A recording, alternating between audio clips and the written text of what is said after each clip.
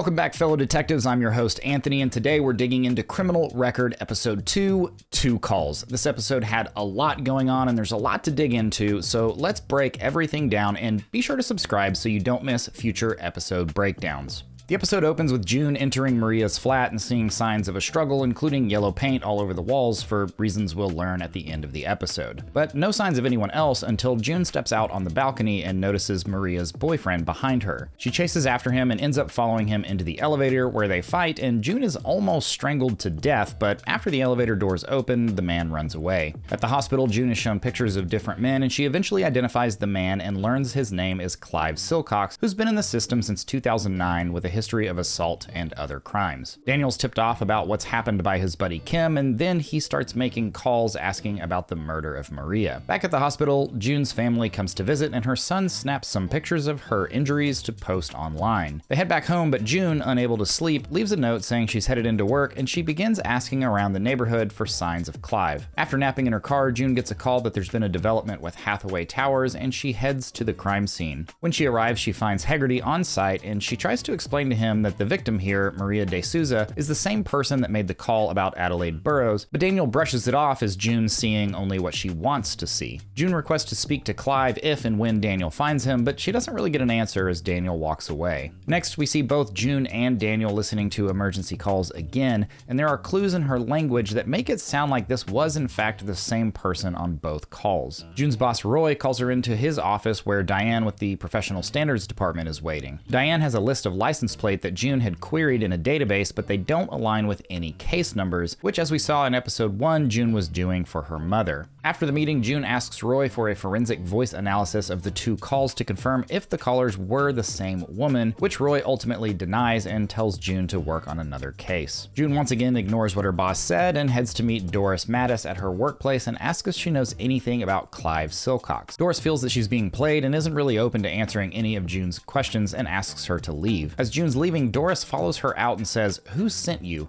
Was it him? Hegarty and all his boys?" She goes on to say that they took his son and asks June to tell him she's still here. Next, Daniel meets with Kim to discuss Clive, and Daniel says anything that pulls Silcox near Adelaide, Errol Mattis, or that flat, anything that she can use to get at me or the investigation, I need to know. I think this is one of the most critical scenes in the episode. As more events continue to unfold, it's easy to forget about this scene, but nothing makes it more clear that Daniel is hiding something, and we need to not forget how hard he's working to stay plugged into everything that June is doing and everything going on with this case. We cut to a phone call where Sonia is asking June about why she was questioning Doris on Clive Wilcox, and June says Clive and Adelaide may be connected but can't talk more about it because it's confidential. And at that point, Sonia ends the call. Later that night, Daniel returns home to find his kitchen sink running, a broken glass on the floor, and what I can only assume is his daughter passed out in the room. I think there's definitely going to be more to this story. We've only seen whoever this person is. We saw their foot in episode 1, and now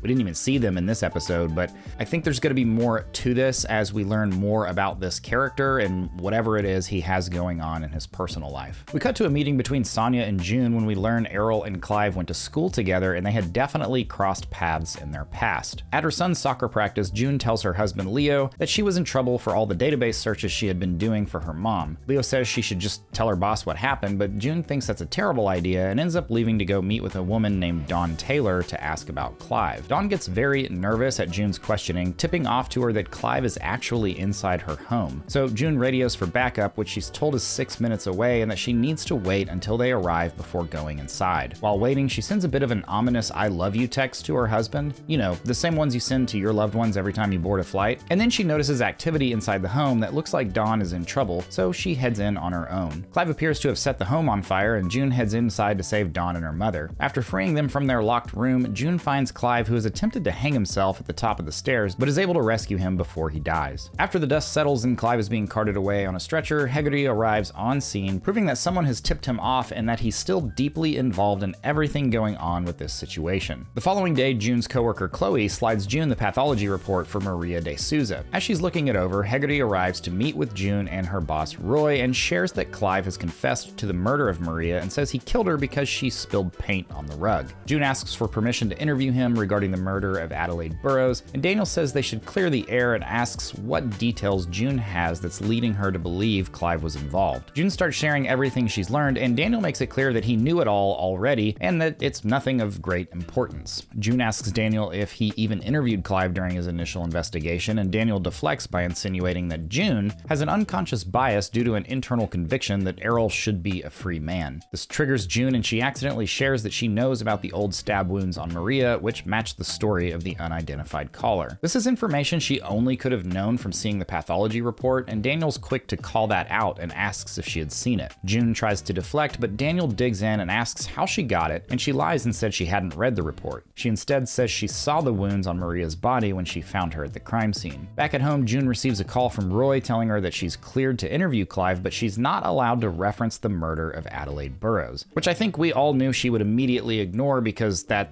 seems to just be her MO at this point. We then see June meeting with Clive, and she jumps right into her line of questioning. She shows him 2 pictures of Errol, and Clive immediately recognizes him and remembers going to school with him. Clive knows that Errol is serving 24 years for the murder of Adelaide, and when June tries to question him on this, the interview is cut short. June tries to explain herself to her boss and Daniel, but they interrupt her and tell her that Daniel had the forensic analysis done on the 2 calls as she had requested, and the results definitively show that the 2 callers were 2 different women. Daniel says they need to put it to bed once and for all as he leaves the room. Back at work, June has a bit of a breakdown in the bathroom and tells Chloe that she was wrong all along. Chloe then says there's a rumor that Daniel had the forensics done the day after the murder of Maria when he learned that the 2 callers were different, but he had chosen to sit on it. June wonders why Daniel would do this and says that he's been playing her all along and that this whole thing was a trap to stop her from continuing to look into the Adelaide Burrowes situation. It doesn't seem to be working though, as June meets with Sonia again, playing the original recording from the mystery caller. Sonia says, all right, you were wrong, but this means the caller is still alive and that she's the one person that can help with Errol. And the episode ends with June saying, yeah,